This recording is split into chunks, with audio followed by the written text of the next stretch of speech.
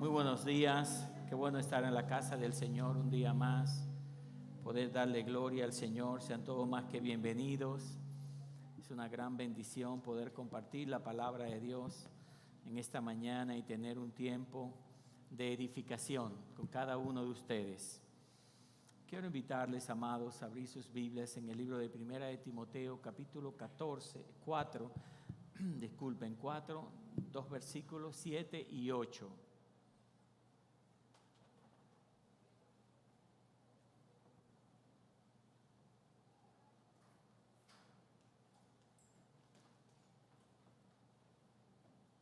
Primera de Timoteo 4, 7 al 8 dice, hablando Pablo a Timoteo, pero nada tengas que ver con las fábulas profanas propias de viejas, más bien disciplínate a ti mismo para la piedad, porque el ejercicio físico aprovecha poco, pero la piedad es provechosa para todo, pues tiene promesa para la vida presente y también para la vida futura.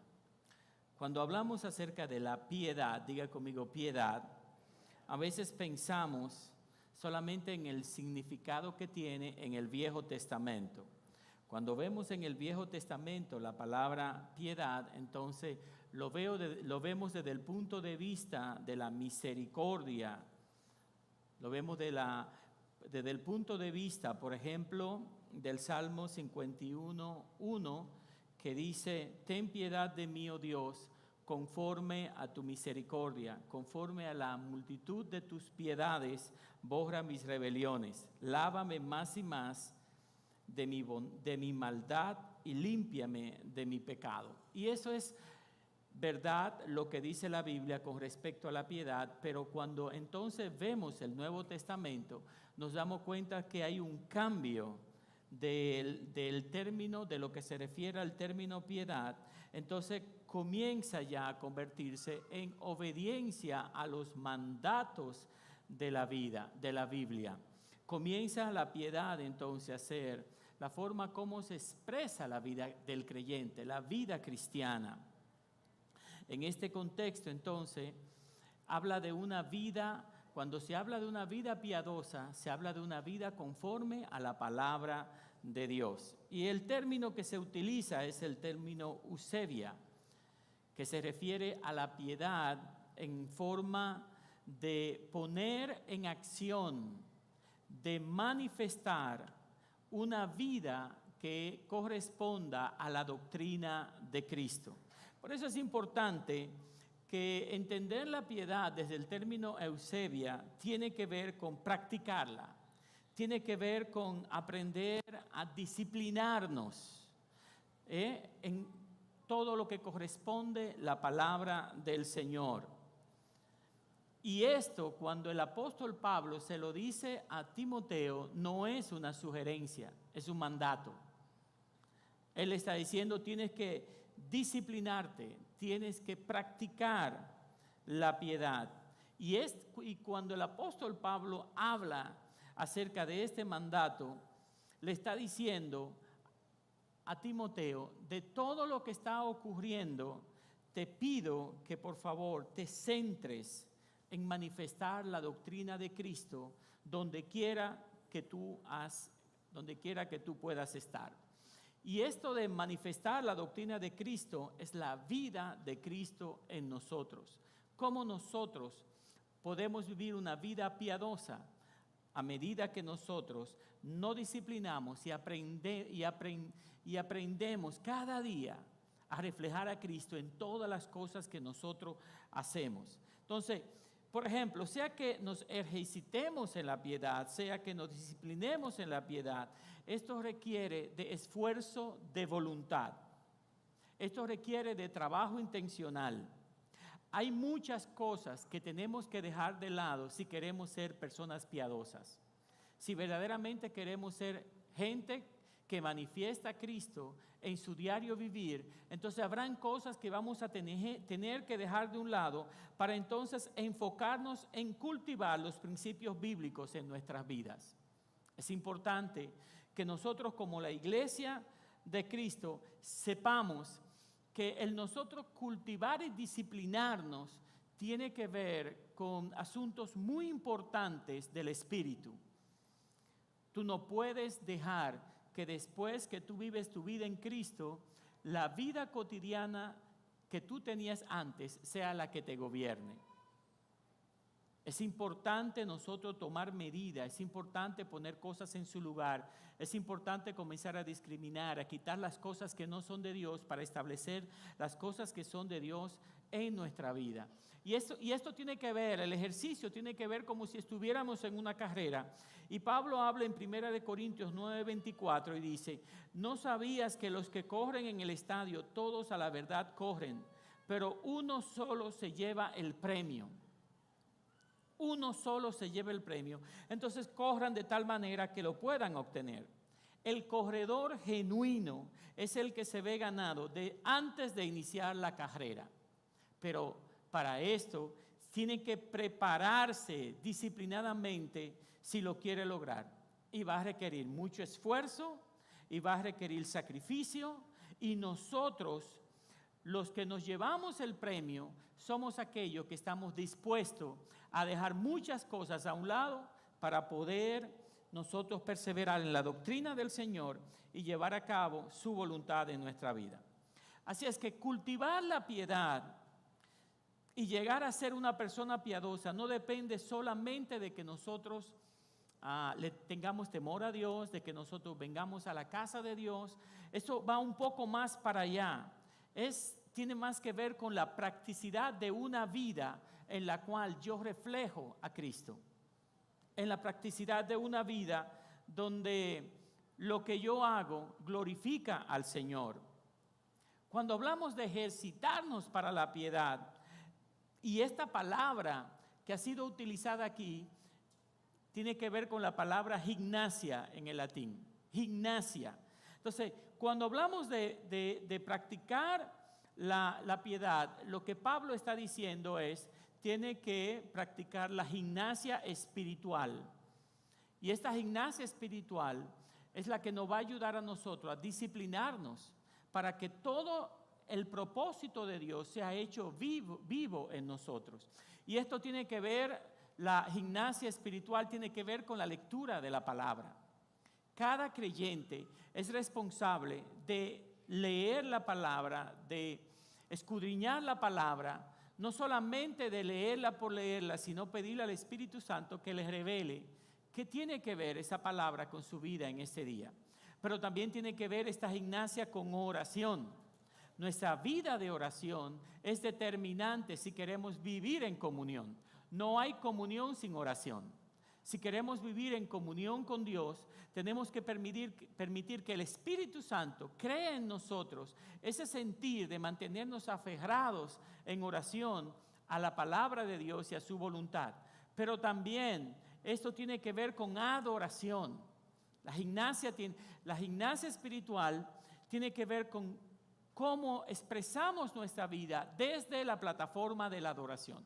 Adorar a Dios es agradecerle por todo lo que Él nos ha dado. Ese es un principio. No podemos adorar a Dios, no es cantar. Tenemos que entender eso. Adorar a Dios no es simplemente cantar o tocar un instrumento. Adorar a Dios es obedecerle y agradecerle por todas las cosas que Él ha hecho en nuestras vidas.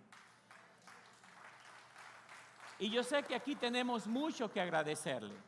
Tenemos muchísimo que agradecerle a Dios. Así es que cuando usted se mantiene en obediencia, usted se mantiene agradeciendo a Dios todo lo que ha hecho por usted, entonces usted comienza a ejercitarse y a vivir una vida conforme al propósito del Señor.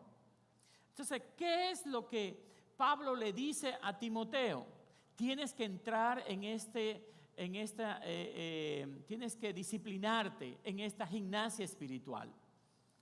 Recuerden que es un tiempo donde el apóstol Pablo le habla a Timoteo de mucha apostasía, donde muchos estaban volviendo atrás, donde muchos no estaban creyendo lo que creían en el principio. Y le dice Pablo a Timoteo que la piedad tiene promesas para la vida presente, pero también para la vida futura. ¿Por qué para la vida presente? Porque la vida espiritual manifestada a través del Espíritu Santo en nosotros no es una cuestión de que algún día va a suceder. No estamos hablando de escatología, estamos hablando de una realidad que nos gobierna y una realidad que vive dentro de nosotros. Por ende, nosotros tenemos que manifestar a Cristo donde quiera que nosotros estemos, no importa la situación por la que podamos estar pasando. ¿Y cómo lo hacemos esto? Cuando aprendemos a disciplinar nuestros pensamientos, nuestras acciones y nuestras actitudes. Eso es muy importante. Hay momentos que una buena actitud va a determinar un comportamiento en tu vida. Pero no solamente eso, sino que cuando nosotros estamos entrando en un nivel de madurez espiritual, es cuando entendemos que no necesitamos llamar la atención hacia nosotros mismos. Mientras más carnal yo soy, más necesito que la gente me reconozca. Ahora, mientras más voy madurando en el propósito de Dios, en su voluntad para mi vida, entonces menos visible soy, pero más Cristo se ve a través de mí. Y esto es importante. ¿Por qué es importante? Porque no se ve, no es una figura física lo que la gente va a ver, son tus actitudes en un momento dado. Son las acciones que van a dirigir tu vida, son las acciones que van a determinar quién tú eres en un momento dado. Tú nunca te vas a poder disciplinar en algo que no amas. Para tú entrar en un proceso de disciplina, tienes que amar. Por ejemplo, el Señor dice, al hijo que Dios ama, ¿qué hace con él? Lo disciplina. Al principio la disciplina nunca va a parecer buena, pero al final da resultados eternos. ¿Alguien está conmigo en esta mañana? Por eso tenemos que permitir que el amor de Dios inunde nuestro corazón para entonces nosotros en ese amor recibir lo que el Señor nos quiere decir. ¿Y qué es lo que nos quiere decir? Primeramente, cuando estás en mis caminos, te limpio de todo mal. Pero también ese limpiar de todo mal tiene que ver con disciplina, porque significa que tú tienes que dejar una vida pasada para abrazar una vida presente en el Señor. No habrá forma, escuche bien, de tú avanzar hacia adelante mientras los de atrás te gobiernen. Entonces, es una decisión intencional, pero que nosotros tenemos que estar conscientes de esto. Y usted me va a decir, pastor, ¿y cómo lo hago? ¿Cómo lo logro? Si vengo de un mundo oscuro, si vengo de tantas situaciones que a veces yo mismo no sé ni con quién hablar, porque si hablo con alguien va a pensar que estoy loco o que estoy loca de todas las cosas que muchas veces me suceden. Y esto pasa, de verdad que pasa. Pero no solamente te ha pasado a ti, también me pasó a mí. Hubieron situaciones tan fuertes por las cuales yo pasé que a veces yo mismo decía, si hablo de esto me voy a volver loco, o la gente va a pensar que estoy loco, o la gente me va a juzgar de algo. Entonces el enemigo comienza a poner pensamientos en tu mente para que tú te mantengas encerrado y aislado con la realidad que tú estás viviendo, y así tenerte preso o presa, o cautivo o cautiva. Pero cuando tú de repente entiendes que cuando tú comienzas a soltar todo lo que está dentro, entonces comienzas a recibir liberación espiritual, es cuando tú buscas a la persona correcta, es cuando el Espíritu Santo te guía al lugar correcto, donde por la gracia del Señor tú vas a ser libre de toda opresión del enemigo. Pero escuche, esto tiene que ver con intencionalidad. Las cosas no suceden por suceder. El Señor te lleva en el lugar, pero tú tienes que accionar. El Señor produce en ti, pero tú tienes que accionar. Tú tienes que accionar por fe. Si te quedas en una pasividad de que, el pastor hoy me va a profetizar, va a venir a mi silla y me va a decir lo que yo quiero que me digan. Eso no es así. Aquí no somos adivinos. Aquí somos guiados por el Espíritu de Dios. Y el Espíritu de Dios a medida que vamos ministrando la palabra, Él te va ministrando a ti. Y va ministrando tu espíritu.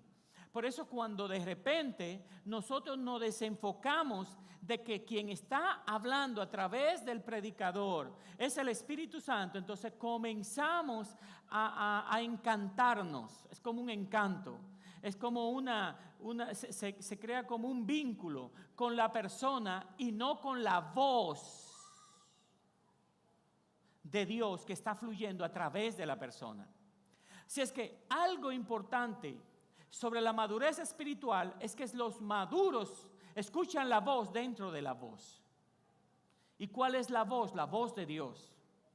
Si en un mensaje que tú estás predicando no escuchas la voz de Dios, en la voz del hombre o la mujer que está predicando, entonces falta algo y falta lo más importante. Nos podemos ir detrás de lo periférico, lo bien que se habla, el dominio escénico, ¿verdad? A lo mejor hasta cómo expresar la palabra, pero todo eso es importante, pero no es lo más importante. Lo más importante es quién está hablando a través de la voz. ¿Quién habla a través de la voz? Está hablando el Espíritu Santo, tu espíritu lo va a sentir. Está hablando el ego del hombre, tus emociones van a resaltar. ¿Está claro de esta manera? Nosotros tenemos que avanzar en el conocimiento, avanzar en el entendimiento. Cuando hablamos de una gimnasia espiritual, donde Pablo le dice a Timoteo, oye, tienes esperanzas en esta vida y en la vida futura también, todo lo relacionado a la piedad. Entonces tenemos que ver la fotografía completa. No solamente como por muchos años nos centramos en lo que un día iba a pasar. Estamos sufriendo porque Cristo viene. Estamos pasando por esto porque Cristo viene. Y cuando Cristo venga, entonces vamos a ser verdaderos creyentes. Cuando Cristo venga, entonces vamos a vivir en la plenitud. Cristo murió no para un futuro, sino para un presente. También seremos completos en Cristo en su retorno. ¿Cuántos están esperando el retorno de Cristo? Seremos completos, pero ahora está la plenitud de Cristo operando en cada uno de nosotros. Así es que les invito a no desplazar para algún día lo que Dios quiere hacer hoy en su iglesia. Él lo quiere hacer hoy y lo va a completar algún día y lo está haciendo. Entonces es importante que nosotros veamos lo que Dios está haciendo y nos está llamando en esta mañana a vivir una vida piadosa. ¿Y qué es una vida piadosa? Es una vida que practica la fe. Es una vida que no solamente se mueve por lo que siente, sino por lo que la palabra establece. Y esto es la obediencia a la palabra del Señor. Y eso es importante que lo podamos ver, porque hay tres aspectos muy importantes que podemos resaltar acerca de la piedad. El primero es qué es la piedad, y es lo que estoy compartiendo con ustedes, pero también está en la impiedad, que es, óigame, por ejemplo, usted puede pecar y el Señor pues se lo toma en cuenta, pero el pecado de impiedad es un pecado voluntario del cual la persona se da cuenta. Pero aparte de la impiedad también están los que simulan piedad. Los que simulan piedad. Entonces, estos tres aspectos es importante que lo desarrollemos para llevarnos la idea completa de cuál es el consejo de Dios para nuestras vidas en esta mañana. Nadie, amados, nadie podrá tener o obtener resultados espirituales sin someterse a los métodos espirituales. Nadie discierne lo del espíritu estando en la carne o en la lógica humana. Para tú discernir lo del espíritu tienes que estar en el espíritu. Para tú recibir los tratos del espíritu de Dios, tú tienes que estar conectado al propósito y a la voluntad de Dios. Por eso, cuando hablamos de que en nuestra vida cotidiana nosotros tenemos que manifestar esta eusebia, tenemos que manifestar esta vida sometida donde nos ejercitamos en la gimnasia del Señor para nosotros poder vivir una vida coherente. Diga conmigo, coherente. A medida que el mensaje de Dios, la palabra que tú lees, la oración que tú realizas, la adoración que te guía, se va haciendo vida en ti mismo. Hay un matrimonio entre la palabra y el receptor de la palabra. Tú puedes ver mucha gente que sabe muchos versículos bíblicos, pero no se le ha revelado lo que dice esos versículos bíblicos. Hay mucha gente que tiene mucho conocimiento, pero no conocen a Cristo. Tienen conocimiento teológico de Cristo, pero no conocen a Cristo.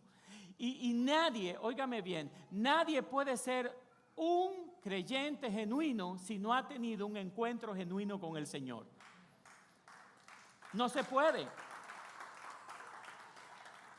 Usted, si estudia en una universidad, usted dice que usted es un estudiante de esa universidad. La gente, si realiza los ritos de una religión, puede decir, yo pertenezco a esta religión. Pero en el cristianismo, sin Cristo, nadie puede ser cristiano. Si Cristo no te ha sido impartido en el Espíritu, no lo puedes hacer. Porque se trata de la vida.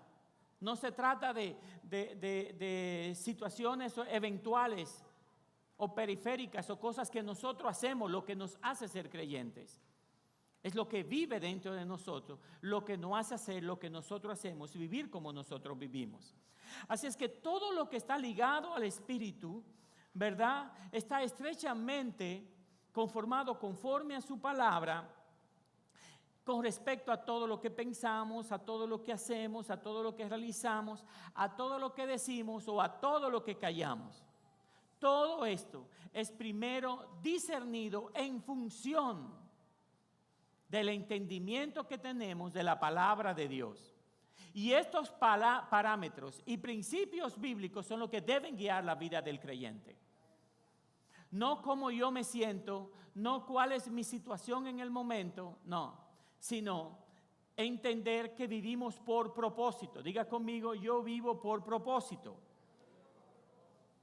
Y esto nos va a llevar a nosotros depender de Dios.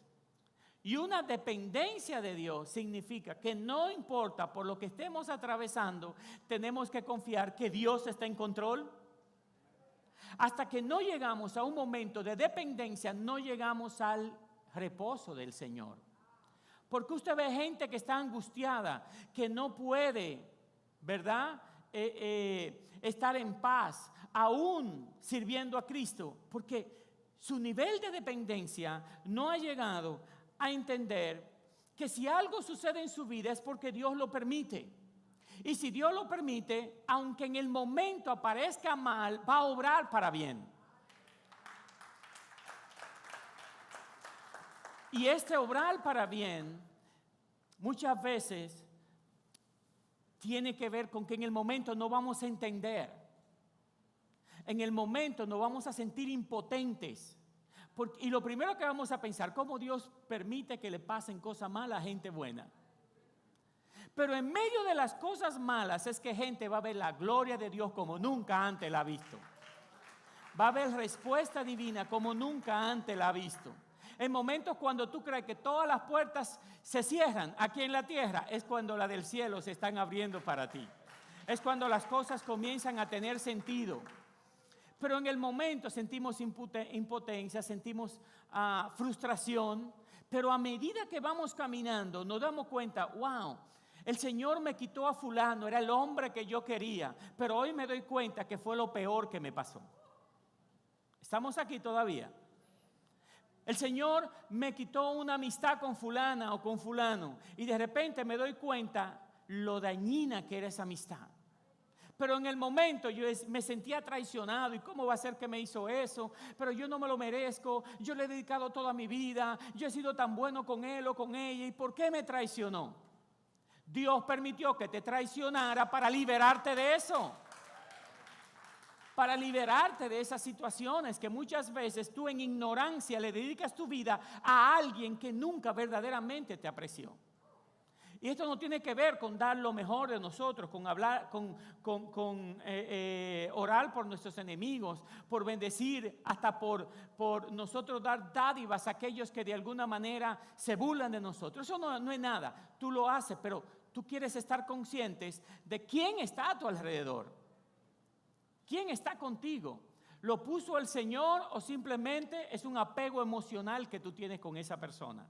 Entonces, en medio de los caminos de Dios, nosotros nos vamos a dar cuenta que esta gimnasia que el Espíritu Santo nos está reclamando en esta mañana tiene que ver con tomar medidas en todo lo referente a nuestra vida de fe, en nuestra practicidad y sobre todas sobre todas las cosas, aquello que nos gobierna, aquello que el Señor quiere que nosotros dejemos a un lado. Por eso le decía que solamente nos podemos disciplinar en aquello que amamos. Voy a dar 2 o 3 ejemplos de personas que en un momento dado fueron llamados por el Señor como gente piadosa.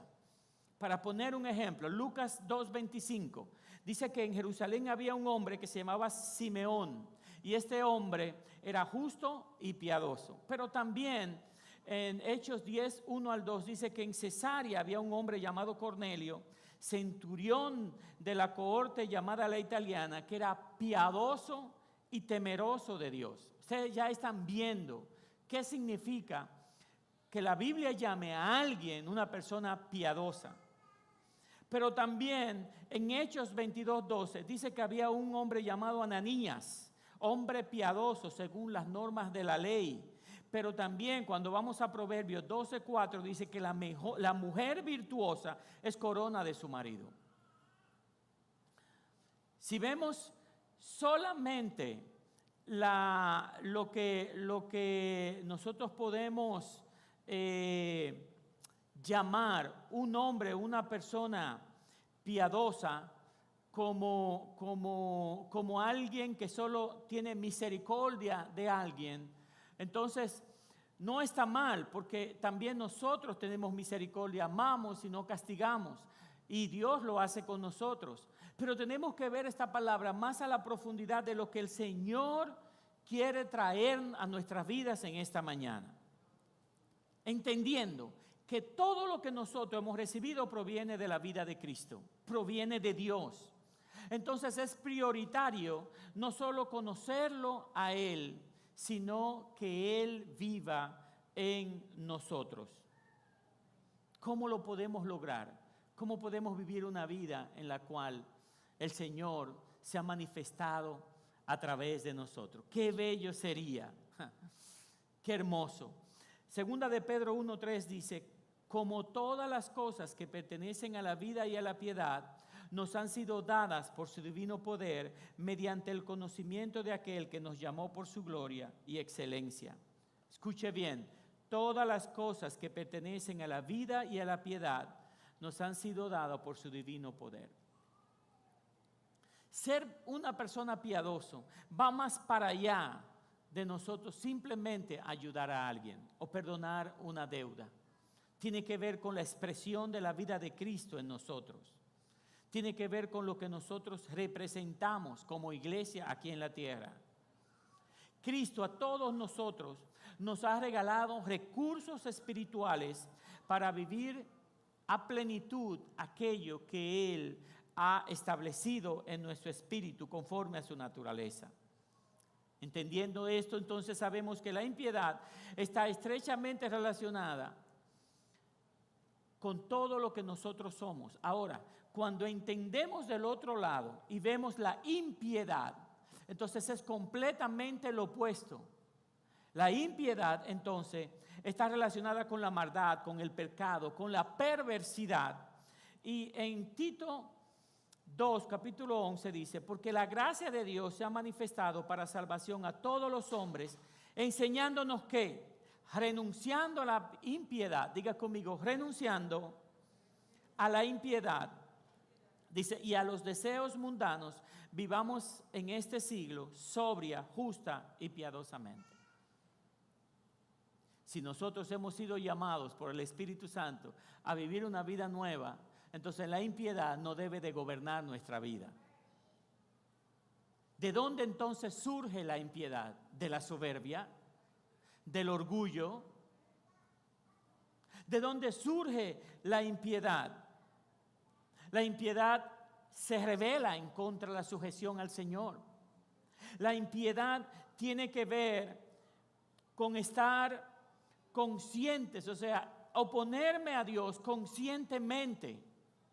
Por eso es tan delicado y nos dice que nosotros tenemos que salir de la impiedad, que nosotros tenemos que renunciar a la impiedad. tenemos que romper nuestros lazos, romper nuestras relaciones con la impiedad y con todos aquellos que también vivan este tipo de vida, este tipo de controversia, este tipo de rebeldía en contra de la voluntad de Dios. Renunciar a la impiedad es una decisión voluntaria, una decisión consciente, determinante, que lo provoca en nosotros el Espíritu Santo que nos habita. Pero tenemos nosotros que tomar esa decisión, claro que sí. Es importante que todo lo que no sea de Dios en nuestra vida lo podamos sacar, lo podamos quitar de nosotros. Debemos entender lo que dice Romanos 1:18, porque la ira de Dios se revela desde el cielo contra toda impiedad. Un día va a haber un juicio y la ira de Dios se va a revelar contra todo aquel que estuvo en rebeldía en contra de Dios. Por eso nosotros tenemos que entender que todo lo que no es de Dios en nosotros tenemos que quitarlo para abrazar la voluntad del Señor. Y quiero terminar aquí en 2 de Timoteo 2:16, donde dice: mas evita profanas y vanas palabrerías, porque inducirán más y más a la impiedad.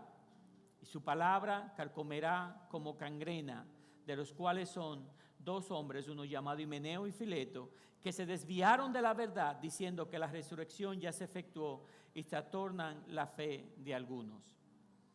Tenemos que tener cuidado, amados. La gente que no es de Dios siempre tratará de traer confusión a los hijos de Dios.